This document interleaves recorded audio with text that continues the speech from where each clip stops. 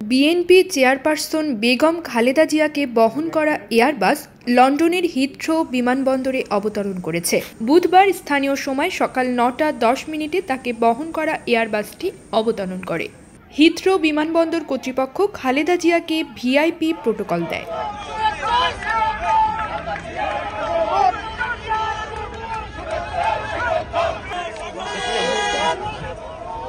এ সময় বিমানবন্দরে তাকে বরণ করতে তার বড় ছেলে ও দলের ভারপ্রাপ্ত চেয়ারম্যান তারেক রহমান সহ পরিবারের সদস্যরা উপস্থিত ছিলেন। এছাড়া যুক্তরাজ্য বিএনপির সভাপতি এম এ মালিক ও সাধারণ সম্পাদক কয়সর এম আহমেদ উপস্থিত ছিলেন। খালেদা জিয়াকে বরণ করতে বিমানবন্দরের বাহিরে বিপুল সংখ্যক দলীয় নেতাকর্মীরা উপস্থিত ছিলেন।